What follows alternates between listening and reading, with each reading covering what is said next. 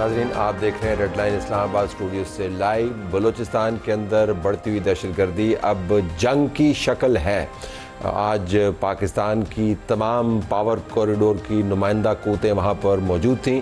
वहाँ पर वज़ीर-ए-आज़म पाकिस्तान अपने काबीना और मशावरती ग्रुप के अहम तरीन मेंबरान के साथ मौजूद थे। वहाँ पर फील्ड मार्शल मौजूद थे। वहाँ पर तमाम टीम्स मौजूद थीं जो लीड कर रही हैं ग्राउंड के ऊपर। ब्यूरोक्रेसी के नुमाइंदगान, चीफ मिनिस्टर, कोर कमांडर, तमाम के तमाम लोग वहाँ पर मौजूद थे। और जो नताइज वहाँ से निकले हैं वज़ीर-ए-आज़म के बयान समेत, वो ये हैं कि बुनियादी तौर पर जो शहदा हैं उनको खराज तहसीन, और उसके बाद इस अज़्म का यादा कि हमने हर हाल में ये जंग जीतनी है और किसी सूरत में इस जंग की जो जिम्मेदारियाँ हैं पूरी किए बग़ैर पाकिस्तान की फ़ौज और पुलिस और लेवीज़ पीछे नहीं हटेंगी।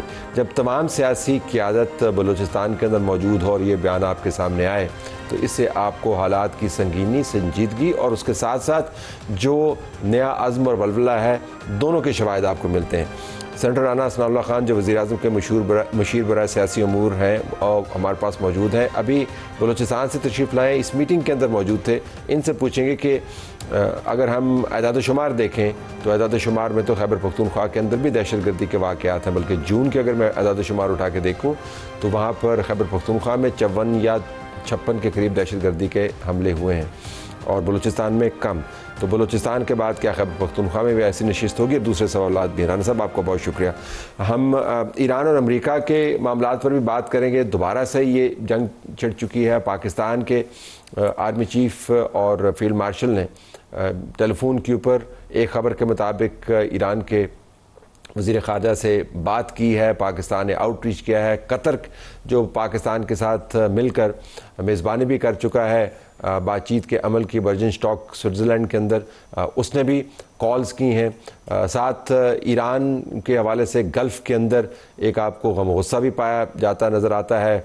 जीसीसी कंट्रीज़ ने बराह रास्त ईरान को मूर्द इल्ज़ाम ठहराया है कि वो अपना हुर्मुज़ के अंदर जो जहाज़ों की नकलो हरकत है उसमें तात्तुल पैदा करता है और सिक्योरिटी काउंसिल के पास जाने का उन्होंने इशारा किया है।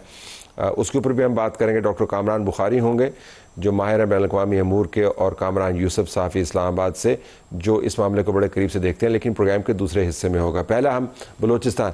राना साहब, मुसलसल दहशतगर्दी के वाक़यात हो रहे हैं बलूचिस्तान में। हालिया वाक़यात तो वाक़तन बहुत संजीदा नौइयत के हैं, लेकिन खैबर पख्तूनख्वा में भी हो रहे हैं। तो बलूचिस्तान के ये वाक़यात बहुत संजीदा होंगे, तभी तो इतना बड़ा वहाँ पर आपने प्रेजेंस दिखाई और तमाम वहाँ पे हैवी हिटर्स जिनको कहते हैं मौजूद थे।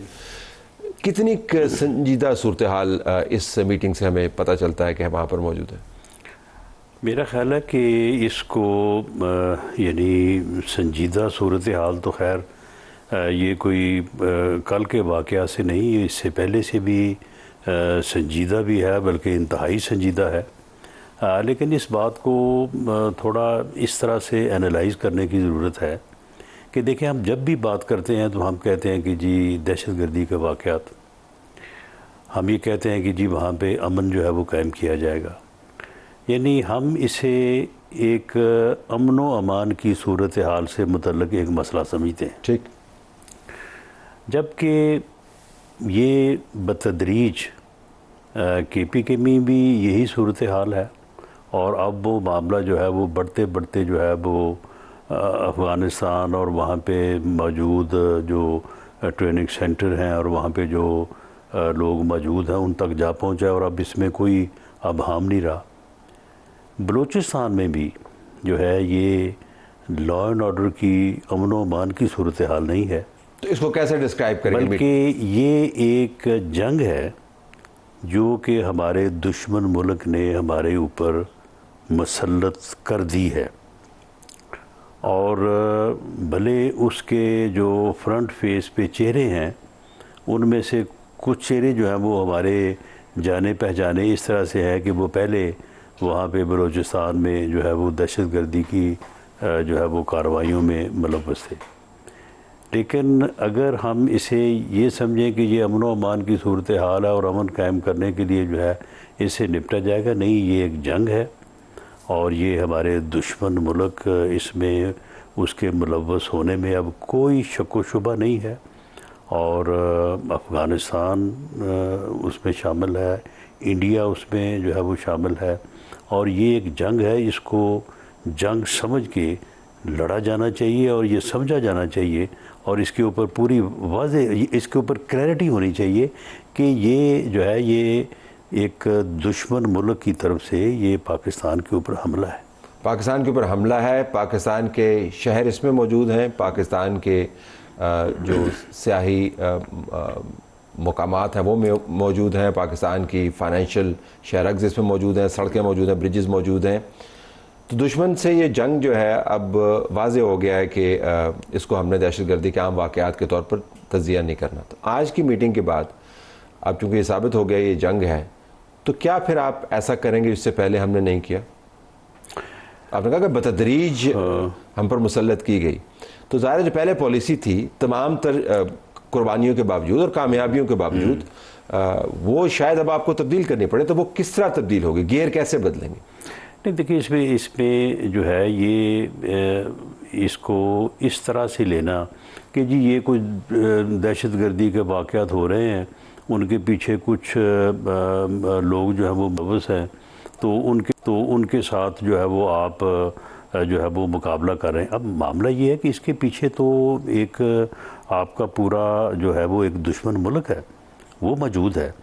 पहली बात तो ये है कि पूरी दुनिया को हमें ये बात जो है वो साबित करना होगी और पूरी दुनिया को इस बात पे लाना होगा कि ये जो मुल्क है हिंदुस्तान जो है अफ़गानिस्तान के रास्ते, अफ़गानिस्तान भी उसमें शामिल है, ये इन दहशतगर्दी के वाक़यात में और इस प्रॉक्सी वार में ये लोग इन्वॉल्व हैं। ये मुल्क इन्वॉल्व कर रहे हैं। हमने देखा ना सिक्योरिटी काउंसिल के सेक्रेटरी जनरल के ऑफिस को माजरत के साथ हमने 2 डोजियर्स दिए हुए हिंदुस्तान के बलूचिस्तान के ऊपर डोजियर्स दिए हुए, उसके बाद 2020 में उन डोजियर्स को हमने अपडेट भी किया है। तो मैं जानना चाह रहा हूँ कि डोजियर्स भी हम देते रहे हैं, दुनिया भर में हम ये बात भी करते रहे हैं, और जो आपने बात की कि चंद लोग हैं और पीछे कुछ कुव्वतें हैं, ये जो बयानात हैं ये पॉलिसी साज इदारों की तरफ से ही आए हैं, क्योंकि हमें यही बताया गया कि बहुत कम लोग हैं और बाकी तमाम जो है मुहिब वतन लोग हैं और मामला इतने ख़राब नहीं हैं, हम कामयाब होने वाले हैं। अब आप मीटिंग से आने के बाद हमें बता रहे हैं कि ये तो जंग है और जंग तो तवील मुद्दत होगी, फिर दुश्मन भी आपने आइडेंटिफाई कर दिया। तो क्या ये इस मीटिंग के बाद ये चीज़ें आश्कारा हुई हैं, ये बतदरीज आश्कारा हुई? नहीं, दुश्मन जो इंडिया का आइडेंटिफाई होने वाली बात है, ये कोई आज की मीटिंग की या आज की बात नहीं है। जिस दिन जाफर एक्सप्रेस जो है वो हुआ, उससे पहले कलमोशन के वाक़यात भी हुए, और वहाँ पे जो वाक़यात हुए हैं, वहाँ पे जो अगवा करने वाले लोग थे वहाँ पे खड़े, यानी उस ट्रेन को अगवा करने और बेगुनाह बेकसूर लोगों को शहीद करने के बाद वहीं से उनके राब्ते थे। एग्रीड कंप्लीटली, और वो राब्ते उस वक्त ही पकड़े गए। तो मैं ये कह रहा हूँ कि फिर अभी तक हमने जो इक़दाम किए हैं वो इस मीटिंग के बाद क्या मुख्तलिफ होंगे? नहीं देखिए हमने आइडेंटिफाई भी कर दिया, हमने रिएक्शन भी दे दिया, मामला ये है कि इस यानी ये जो बयानिया या जो इस किस्म की सोच है इसको ख़त्म करने की ज़रूरत है। जो हम ये कहते हैं कि जी अब हम क्या करें, वो भाई एक नाजायज़ एक जंग जो है वो अगर हमारा हमसाया हमारा दुश्मन मुल्क हमारे ऊपर मुसल्लत करता है तो हम उसको लड़ेंगे तो जाना चाह रहे हैं कि हम ये करेंगे जी हमने ये कर लिया। अब भाई मामला ये है कि हमने जो भी कर लिया उसके बाद भी जब हमने इस जंग को लड़ना है ना, तो फिर जो भी हमसे हो सका या हो पड़ेगा हम करेंगे। ये जो भी को आप एक्सप्लेन कर देना, मैं जो भी के ऊपर फोकस कर रहा हूं। मैं ये नहीं कह रहा हूं कि हमने सब कुछ कर लिया, मैं कह रहा हूं कि अब चूंकि थ्रेट का स्कोप बढ़ा दिया गया है तज्जियाती तौर पर, मालूमाती तौर पर, आपने खुद ही फरमाया, तो अब जो भी क्या होगा, मतलब कोई ऑपरेशन आप लॉन्च करेंगे, अगर हिंदुस्तान आइडेंटिफाई हो गया है तो जंग हिंदुस्तान तक लेके जाएंगे, मतलब क्या करेंगे राना साहब? वरना फिर होता पता क्या है, अभी देखिए बलूचिस्तान के बाद जगहों के ऊपर धरने भी जारी है, हम उसको कवर नहीं कर रहे, लेकिन धरने जारी हैं, लोगों का एहतजाज भी जारी है बलूचिस्तान के बाद हिस्सों में, और लोग कह रहे हैं कि जी ये हमारी जान अजाब में आई हुई है, दहशतगर्दों के अजाब में उनकी जान को दहशतगर्दों की वजह से, बस यही बात, दहशतगर्दों की वजह से आई हुई है। लेकिन लोगों की तवक्कुआत भी हैं कि अब हमारी जान को अजाब से छुड़वाने के लिए मजीद इक़दामात भी होंगे। तो ये तवक्कुआत जो हैं ये पूरी की जाएंगी, और ये तवक्कुआत जो है ये उनको अपनी लॉ एनफोर्सिंग एजेंसी से हैं, अपनी हुकूमत से हैं। और आज जो मीटिंग हुई है उसमें इन्हीं तवक्कुआत को पूरा करने के लिए, इन्हीं लोगों के तहफ़्फ़ुज़ को जो है वो बेहतर से बेहतर करने के लिए जो है वो सारे फैसले हुए हैं, और उन फैसलों के ऊपर अमल किया जाएगा। और वही फैसले फिर क्या हैं, वही तो मैं देखिए वो फैसले तो जो है ना, जो स्ट्रेटजिक डिसीजन होते हैं उनको फिर इस तरह से ऑन एयर तो नहीं किया जाता ना, वो तो आपने फील्ड में लेके आना, ऑन एयर करने में क्या मसला है? फील्ड में जब आएंगे तो वो फील्ड से पहले तो उन्हें ये बताया जाएगा कि हम कल ये करने वाले हैं। चलें ठीक है, ऑपरेशनल डिटेल्स को छोड़ देते हैं, हम किसी और जाविये से आ जाते हैं। जो इस वक्त सियासी निज़ाम है वहाँ पे, जो चीफ मिनिस्टर साहब हैं, भले आदमी हैं और सहाफ़ियों के साथ उनके ताल्लुकात बड़े अच्छे हैं, लेकिन ये उनके अच्छे ताल्लुकात का इशू नहीं है। ये जो निज़ाम वहाँ पे काम कर रहा है, क्योंकि कोर कमांडर्स की मीटिंग के बाद ये वाज़े हो गया था कि उसमें कहा गया कि जिन जगहों पर दहशतगर्दी है वहाँ पे अपने गवर्नेंस के निज़ाम को बेहतर बनाना। मैंने लास्ट टाइम भी आपके साथ बात की थी। तो अब इस निज़ाम के तहत आपके ख्याल में इस निज़ाम में इतनी जान है कि वो तमाम काम कर पाए? देखें यहाँ पे ये चीज़ डिबेट होनी चाहिए और हमें इसके ऊपर बात करनी चाहिए। देखिए अब ये जो बयानिया बनाया जाता है कि जी क्योंकि वहाँ पे गवर्नेंस का निज़ाम ठीक नहीं है, क्योंकि वहाँ पे इलेक्शन से किसी को शिकायत है, क्योंकि वहाँ पे पसमानदगी है, क्योंकि वहाँ पे सड़कें कम बनी हैं या ज़्यादा बननी चाहिए थी, या वहाँ पे स्कूल कम है या कॉलेज कम है, इस वजह से ये है। नहीं, ऐसा नहीं है। ठीक, इन वजूहात से ये नहीं है।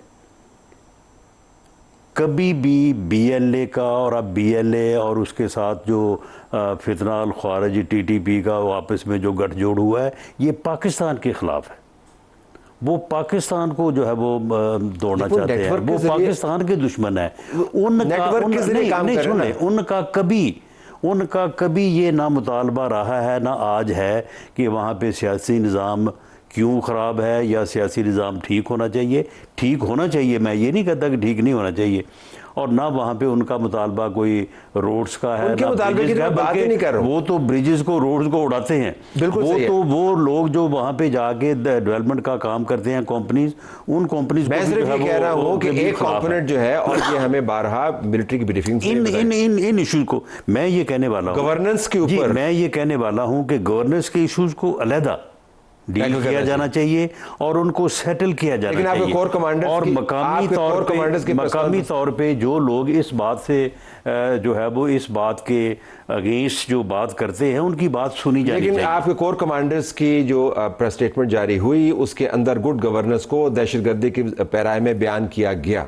मैं सिर्फ ये चाहता हूँ कि फिर एक काइनेटिक ऑपरेशन है, गुड गवर्नेंस का भी मामला है, तो इस निज़ाम में इतनी जान है आपके ख्याल में बलूचिस्तान के अंदर कि वो गुड गवर्नेंस वहाँ पे कर पाए, अच्छी इंतजामिया चला पाए, करप्शन फ्री काम हो पाए? सब स्टोरियाँ बहुत ज़्यादा है इस इलाके के बारे में। देखिए इस पर भी बात हुई है, और आज जो चीफ मिनिस्टर बलूचिस्तान है मीर सरफराज बुगटी साहब, उन्होंने इसके ऊपर सेर हासिल बात की, और उनकी बातें बड़ी यानी कन्विंसिंग थी, बड़ी वज़नी बातें थी। उस पर भी काम हो रहा है, लेकिन जो पॉलिटिकल सिस्टम को ठीक करना है, गवर्नेंस को ठीक करना है, पसमानदगी को दूर करना है, डेवलपमेंट वहाँ पे करनी है, इनको अलहदा डील किया जाए, और ये ना समझा जाए कि इस वजह से जो है ये दहशतगर्द या ये पाकिस्तान के दुश्मन जो है ये हमलावर हो रहे हैं। ये दोनों अलग चीज़ें हैं। खैबर पख्तूनख्वा में तो आप ये बात नहीं करते।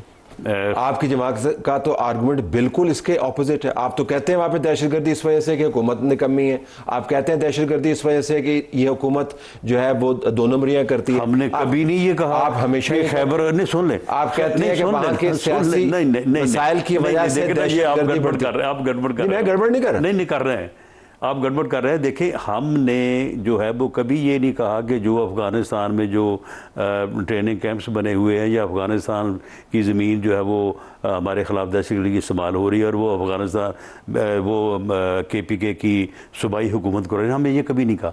हम ये कहते हैं कि जिस जमात की KPK की सूबाई हुकूमत है उस जमात को कुछ चीज़ों का हम जिम्मेदार ठहराते हैं जिसमें वही बात हुई राना साहब। नहीं वो बात नहीं अब आप जीटी रोड से फैसलाबाद चले गए, मैंने मोटरवे से फैसलाबाद में गया था, नहीं बात आपने वही की। नहीं वो उन चीज़ों के ऊपर, उन फैसलों के ऊपर जिन फैसलों के मतलब आपको भी पता है, आप भी उनके मुतरज रहे हैं कि जी उनको ले आओ, वापस ले आओ, उनको यहाँ पे आके उनके ऑफिस बना दो, उनको यहाँ पे जो है वो उनको मौका दिया जाए, वो आके यहाँ पे सेटल हो जाए। हम तो पार्लियामेंट में भी हुई थी, और पार्लियामेंट में होने के बाद यहीं से वो बात फिर आगे चली है, लेकिन वो ऐसा नहीं हो सका। वो वापस आए हैं तो वापस आकर उन्होंने फिर वही काम शुरू कर दिया। तो अब अगला स्टॉप आपका काबीना का, मुशरान का और वज़ीर आज़म का और फील्ड मार्शल का, खैबर पख्तूनख्वा के अंदर भी आपको जाके इस तरह एपिक्स कमेटी की मीटिंग करनी चाहिए राना साहब। गवर्नर साहब इस कुर्सी पर बैठ पे जहाँ पर आप तशरीफ़ फरमाएं, कुंडी साहब 3 मरतबा मुझे इस प्रोग्राम के ज़रिए बाकायदा दरख्वास्त कर चुके हैं प्राइम मिनिस्टर साहब को कि भाई केपी भी तशरीफ़, वहाँ पे क्यों नहीं जाते आप?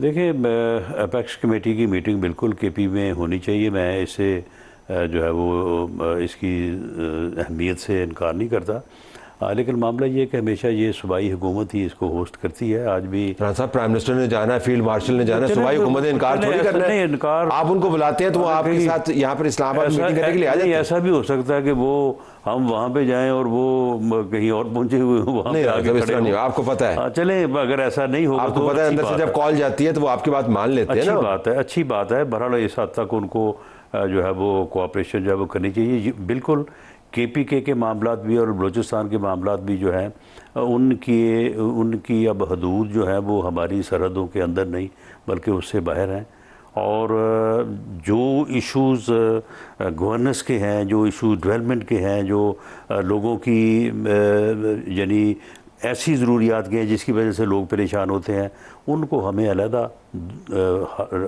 डील करना चाहिए और ज़रूर करना चाहिए। और हर कीमत पे जो है, अगर उसके ऊपर हमें किसी और जगह से कोई पस अंदाज करके ज़्यादा खर्च भी करना पड़े, वो खर्च होना चाहिए केपीके में भी और बलूचिस्तान में भी।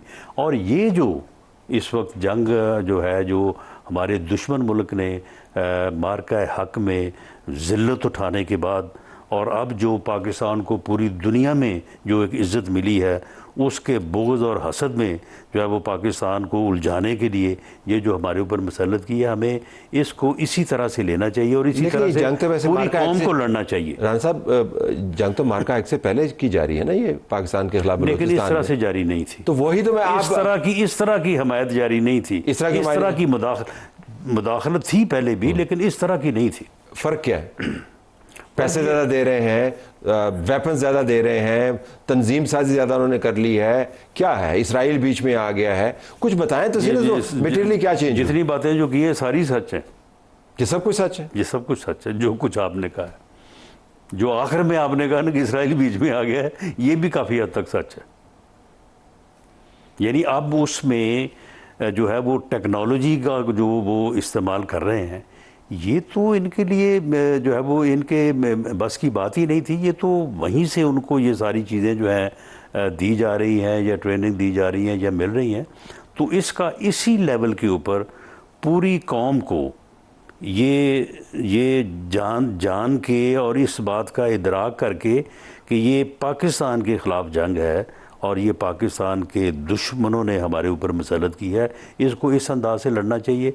बाकी चीज़ें जो हैं, सियासी निज़ाम में ख़राबी है, डेवलपमेंट में कमी है, बाकी चीज़ें लोगों वो उनको अलहदा से बिल्कुल उसके ऊपर ओपन डिबेट भी होनी चाहिए और उन चीज़ों को जो है वो उनको उसमें बेहतरी भी होनी चाहिए। तो आवाम तक पहुँचने का ज़रिया एक तो ये है जो हम इस वक्त इस्तेमाल कर रहे हैं, लाइव शो में आप बात कर रहे हैं, बड़ी ज़बरदस्त बात है कि आप बराह रास्त गुफ्तगू कर रहे हैं, अभी आप मीटिंग से होके आए।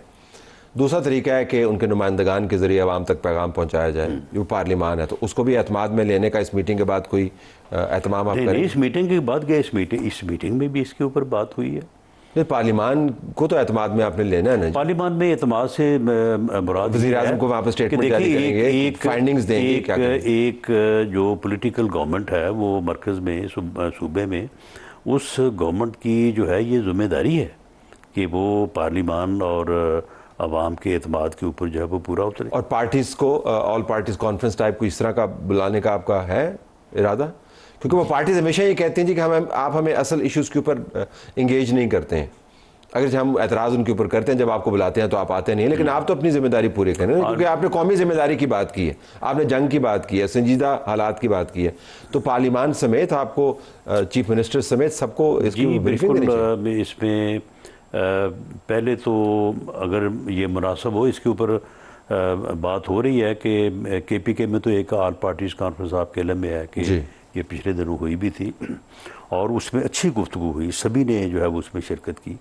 ऐसी ही एक मीटिंग सरफराज बुगटी साहब को भी बलूचिस्तान में भी करनी चाहिए और उसके बाद सिंपल या फोकस्ड इस इशू के ऊपर जो है वो मरकज़ वफाक लेवल के ऊपर भी एक मीटिंग होनी चाहिए। लेकिन इसमें मुश्किल ये आ जाती है कि बाकियों के तो सब के साथ किसी न किसी लेवल पे बात होती रहती है, जिनकी आप बात करते हैं कि उनको भी शामिल करें, वो एक ही मसले के ऊपर अड़े हुए हैं, उसके अलावा वो किसी और मसले पे ना मीटिंग करने को आप अपना फर्ज पूरा करना, उसको आने को तैयार है। अच्छा, लेकिन ये आपकी बात दुरुस्त है कि फर्ज पूरा करना चाहिए, फर्ज पूरा करना चाहिए। बिल्कुल आखिर में सरफराज बुगटी साहब तब्दील तो नहीं हो रहे ना? नहीं, सरफराज बुगटी साहब बड़ी दिलेरी के साथ, बेखौफी के साथ और बहुत ही यानी खलूस और डेडिकेशन के साथ जो है वो काम कर रहे हैं। मैं समझता हूँ कि वो ऐसी कोई वजूहात मौजूद नहीं है। बहुत शुक्रिया राना साहब, आपने हमसे बात की। नाज़रीन, प्रोग्राम हमारा जारी।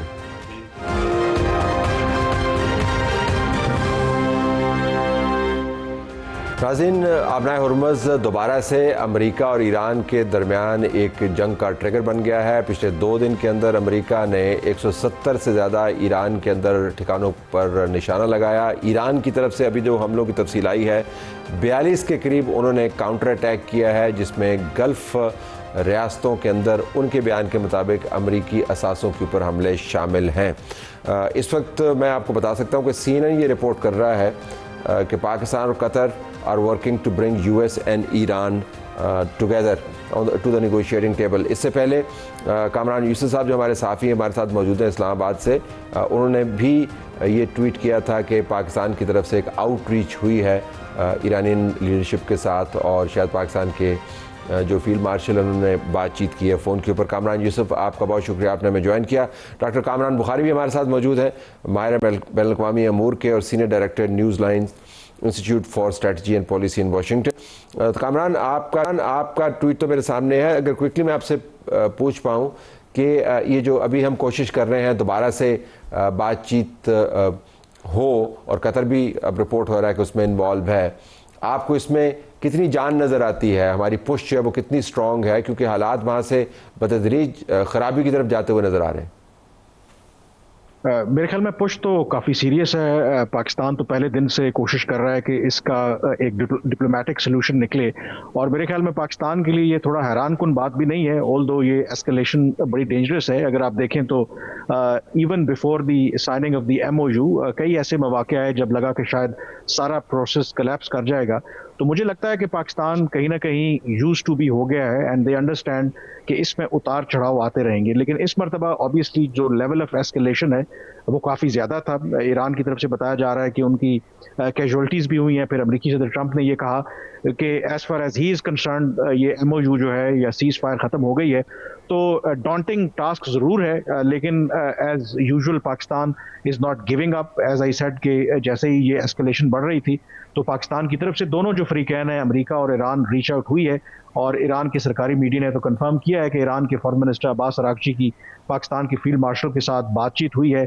कुछ इतलात हैं कि शायद ईरान के सदर से भी रब्ता हुआ है, और ये इंडिकेट कर रहा है टूवर्ड्स के आई एम श्योर कि पाकिस्तान और कतर ये कोशिश कर रहे हैं कि किसी तरीके से ये जो आग दोबारा भड़की है ये मजीद ना फैले, और जैसे एक अंडरस्टैंडिंग थी कि after the funeral of Iran के जो सुप्रीम लीडर हैं, जो आज उनकी तदफीन हो गई है, तो उसके बाद सिलसिला दोबारा शुरू किया जाए। तो कोशिश यही है कि जो प्रोसेस है उसको टेबल पर दोबारा लाया जाए। मुश्किल टास्क है, बट एज आई सेड कि पाकिस्तान और कतर, खास करके Pakistan, is not giving up and they are trying their level best. Doctor Kamran Bukhari, आप इसको बहुत करीब से देख रहे हैं दूसरे मामलात के साथ, ये आपको एक पैटर्न नज़र आता है? कामरान ने बात की उतार चढ़ाव की, इज इट दैट पैटर्न, या इस वक्त जो हो रहा है ये पिछले वाक़यात से मुख्तलिफ है? जी शुक्रिया तलत। देखें, आई थिंक हम पैटर्न से आगे जा चुके हैं। सदर डोनाल्ड ट्रंप ने जितनी लचक दिखानी थी वो दिखा चुके हैं। अब he needs the ball is in the Iranian court कि वो फॉलो थ्रू करें। अब जाहिर है बीच में वो उनका फ्यूनरल आ गया तो उसके लिए ज़रूरत थी, लेकिन ये जो उन्होंने हमले किए थे टैंकर्स के ऊपर, सऊदी और कतर के ऊपर, तो ये that sends a really bad message. Already सदर डोनाल्ड ट्रंप अपनी जो डोमेस्टिक सिचुएशन में और इवन आलमी सतह पे कह लें तो वो बड़े दबाव में है कि भाई आपने ये कर दिया है, तनकीद बहुत हो रही है।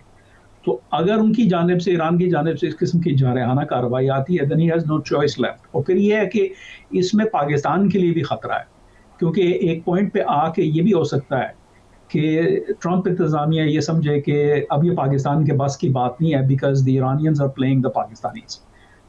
ये बाज़गश्त जो है यहाँ हो रही है डीसी के अंदर, बल्कि आलमी सतह पे हो रही है। यहाँ तक कि ये भी गुफ्तगू हो रही है कि ये जो ईरान, और हवाला ये दिया जाता है कि देखें ये कितने जो है करीब हैं, जब मिलते हैं तो बड़े बगलगीर होते हैं। तो क्या पाकिस्तान जो है वो मिसलीड कर रहा है ट्रंप इंतज़ामिया को? ये जो नाकदीन हैं सदर डोनाल्ड ट्रंप के, वो ये भी बात उठा रहे हैं। So I think we are in a very very precarious situation. अगर कामरान यूसुफ मैं आपसे इस हवाले से बात करूं, तो अगर ये जाविया है तो ये जाविया तो कतर पर भी अप्लाई होता है, ये जाविया तो फिर सऊदी अरब पर भी अप्लाई होता है। बराह रास्त तो नहीं है, लेकिन आपको पता है बैक एंड पे मौजूद है, वो तो तुर्की पर भी अप्लाई होता है। तो ईरान को जिसने फैसिलिटेट किया है, सब ज़रा परेशान है। तो पाकिस्तान में क्या आपको लगता है कि शायद मामला पाकिस्तान की तरफ घूम जाए कि जी देखें आपके बस की बात नहीं है, आपने जितना करना था कर लिया, अब हमें किसी और तरीके से इसको हल करना है? देखें, अगर तो डिप्लोमेसी के जरिए मामलात को हल करना है तो कतर की इन्वॉल्वमेंट हुई मेरे ख्याल में पाकिस्तान के बाद, तो उसके अलावा कौन सा ऐसा मेरे ख्याल में प्लेयर बचता है? अगर तो सिफारतकारी के जरिए मामलात हल नहीं होने और अल्टीमेटली लेट्स अस्यूम के पाकिस्तान पर ही आप इल्ज़ाम डाल दें कि पाकिस्तान की वजह से मामलात हल नहीं हो, विच इज़ एब्सोल्युटली अनफेयर, क्योंकि पाकिस्तान तो सिर्फ मीडिएटर और फैसिलिटेटर है। तो फिर इसका मतलब है कि अल्टीमेटली तो बातचीत अगर नहीं होगी तो जंग के जरिए मामलात हल होंगे, क्योंकि इस सिचुएशन के अंदर मुझे नहीं लगता कि अगर पाकिस्तान इन दोनों फरीकैन के दरमियान ब्रेक थ्रू ना करवा सका, गल्फ के ऊपर दोबारा से ईरान ने हमले किए हैं, कतर को भी नहीं बख्शा उन्होंने, कुवैत बहरीन पहले ही इसका शिकार है, तो कौन वो ऐसा प्लेयर होगा? आप लेट से कह लें कि चीन की जो सिफारतकारी है वो बिल्कुल मुख्तलिफ है, वो तो उस तरीके से कूदना नहीं चाहते। तो मुझे लगता है कि still I think given the fact that again Qatar को निशाना बनाया गया है, Pakistan has assumed a central role once again, कि कम से कम ये जो भड़कती आग है उसको किस तरीके से बुझाया जाए। I believe still Pakistan is the key interlocutor, key messenger between Iran and the United States, क्योंकि जितनी एस्केलेशन बढ़ेगी कोई ऐसा तो आपको मीडिएटर चाहिए, और वो रोल मेरे ख्याल में पाकिस्तान ही प्ले कर सकता है। और पाकिस्तान को मेरे ख्याल में ब्लेम करना, आई एम श्योर के पाकिस्तान के बहुत से जो मुखालफीन हैं पाकिस्तान के अंदर या पाकिस्तान से बाहर, वो तो डेफिनेटली चाहते हैं कि ये सारा प्रोसेस कोलैप्स हो, but the fact of the matter is कि अमेरिका भी इस जंग से निकलना चाहता है। गल्फ कंट्रीज ने जरूर कंडेम किया है ईरान के जो लेटेस्ट अटैक्स हैं। अगेन दे आर एम्फसाइजिंग कि हमें back to the negotiating table पर जाना चाहिए। So there are more voices in favour of diplomacy.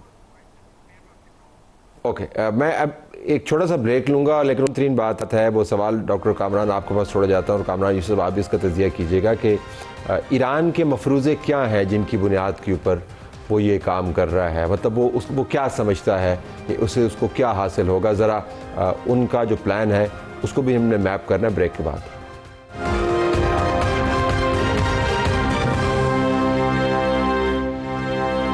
Programme में खुशामदीद नाज़रीन, हमारे पास एनालिस्ट मौजूद हैं कामरान यूसुफ और डॉक्टर कामरान बुखारी। डॉक्टर साहब, मैंने आपसे ब्रेक से पहले सवाल आपके पास छोड़ा था कि आप ईरान की जो कैलकुलेशंस हैं उनको कैसे देखते हैं, वो क्या करना चाह रहे हैं? मेरे नज़दीक इसके दो पहलू हैं। पहला तो ये है कि उनके अंदर इख्तलाफात हैं जो मंजर आम पे हैं, मतलब उनकी मीडिया में भी आते हैं, खुल के बात हो रही है, जिसकी वजह से आई थिंक कि कोई इत्तफाक राय नहीं हो पा रहा कि इस MOU को लेके तो आगे कैसे बढ़ा जाए। तो आई थिंक वो इख्तलाफात जो हैं आर कमिंग मैनिफेस्टिंग दमसेल्व्स। अब बड़ा मुश्किल है ये बताना कि ये जो हमले का ऑर्डर है ये कहाँ से आता है। गार्ड्स जो हैं वो इट्सेल्फ डिवाइडेड हैं, ठीक है, उनका एक कमांडर इन चीफ है, लेकिन ये है कि we know that they are divided, especially it's a time of war. और फिर कौन से जो सियासी फैक्शंस हैं वो उनको मतलब उनके क्या इल्हाक है, who are they allied with in political terms. तो इट्स नॉट रियली क्लियर कि ये कौन ऑर्डर दे रहा है अपना इन हमलों के जो हमले किए गए हैं, जिसके जवाब में और जिसके नतीजे में ये जो है एस्केलेशन हुई है। दूसरी बात ये है कि लोग मजमूई तौर पे अगर आप जो है वो अंदरूनी इख्तलाफात को थोड़ी देर के लिए साइड पे रख भी दें, तो there is a logic here. वो ये है कि Iran has in principle agreed to compromise on the nuclear issue, लेकिन कॉम्प्रोमाइज करते करते वो ये अपीयर नहीं होना देना चाहता कि भाई हमने घुटने टेक दिए, वी कैपिचुलेटेड। तो it makes sense for them to do these kind of attacks and they do calculate. I mean उनको भी ये होगा कि अच्छा चलें, थोड़ी थोड़ी हम भी टुक टुक लगी रहेगी, वो जवाबी थोड़ी बहुत कार्रवाई करेंगे। तो वहाँ उनसे आई थिंक मिसकैलकुलेशन हो रही है। आई थिंक वो अंडरस्टैंड, वो एक तरफ एक्सप्लॉइट करना चाह रहे हैं सदर डोनाल्ड ट्रंप की पोजीशन को मिड टर्म के हवाले से, और जो उन्होंने अभी जो है जो गैस की प्राइस कम हुई है because of the MOU and the cease fire, तो उसको भी वो एक्सप्लॉइट कर रहे हैं। वो समझ रहे हैं कि जनरल सदर डोनाल्ड ट्रंप के हाथ जो है वो बेसिकली कंस्ट्रेंड है।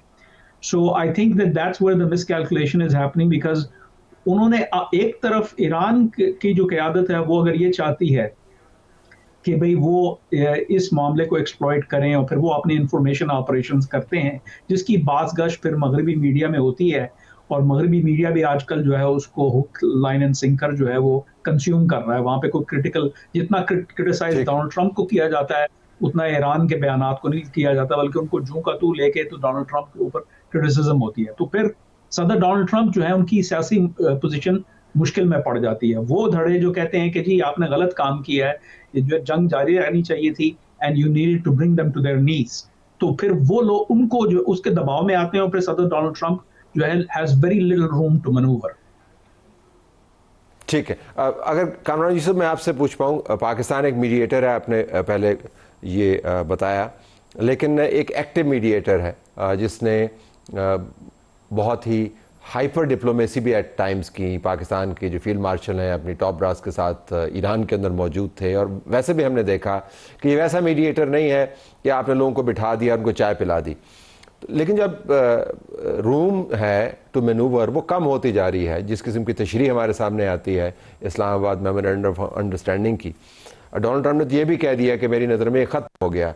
तो इसको फिर हम किस पैराए में लें कि ये उनकी तरफ से रेटरिक है, बड़बोलापन है, और दोबारा से उसी MOU के पैराए के अंदर उनको वापस आना होगा, या आपको लगता है कि शायद अब कुछ और MOU करना पड़े जो मौजूदा हालात से ज़्यादा मुताबिकत रखता हो? आई थिंक अमरीकी सदर ट्रंप के अगर आप बयान को देखें तो जो उन्होंने अंकरा में बयान दिया वो उनकी फ्रस्ट्रेशन ज़्यादा थी, क्योंकि जब उनसे सवाल हुआ तो फिलबदी उन्होंने यही कहा कि जहाँ तक उनका ताल्लुक है तो उनके ख्याल से तो सीज फायर ख़त्म हो गई, लेकिन साथ ही उन्होंने ये भी कहा कि वो देखेंगे कि उनके जो निगोशिएटर्स हैं स्टीव विटकॉफ और जैरेड कुशनर वो क्या कहते हैं इस हवाले से। तो इसका मतलब है कि उन्होंने वो रूम छोड़ा है। असल में जो इसके अंदर की फैक्टर है कि अमरीकी सदर ट्रंप जंग नहीं चाहते, वो इस जंग से निकलना चाहते हैं, तो वो मेरे ख्याल में एक की फैक्टर है। तो मेरा नहीं ख्याल कि अमरीकी सदर ट्रंप के उस बयान के बावजूद ये समझना चाहिए कि जी वाकई ये जो डील है वो डेड हो गई है। रही बात पाकिस्तान के लिए मनूवर करने की, डेफिनेटली आई थिंक, क्योंकि अगर एक MOU साइन हुआ था तो सबसे बड़ा चैलेंज यही था, एक रोड मैप तय हुआ था, वर्किंग ग्रुप्स बने थे और किस तरीके से सारी चीज़ों को लेकर के चलना है। और अगर पहले ही नुक्ते के ऊपर, यानी कि जो स्ट्रेट ऑफ हॉर्मुज़ वाला मामला है, उधर ही क्या कह लें कि जो बॉल फंस गई है, तो बात आगे कैसे निकलेगी। आई थिंक ये सबसे बड़ा स्टम्बलिंग ब्लॉक है मेरे ख्याल में, और उसमें मसला इंटरप्रिटेशन का है। ईरान के लिए इस वक्त सबसे बड़ा जो इशू है मेरे ख्याल में, उनके लिए उनका ख्याल है कि I have to leave it there. I have to leave it there. I'm sorry, time is up. I have to leave it there. बात की कि चैलेंज है, लेकिन नॉट एवरीथिंग इज लॉस्ट। अब देखना है कि अगले 24 घंटे के अंदर ये मामलात किस तरीके से जाएंगे। जो बैक डोर डिप्लोमेसी है उसकी हाइपर एक्टिविटी की खबरें हमारे पास आ रही हैं। आप दोनों का बहुत शुक्रिया। हमारी तरफ से यही कुछ इजाज़त चाहते हैं। अल्लाह हाफिज़।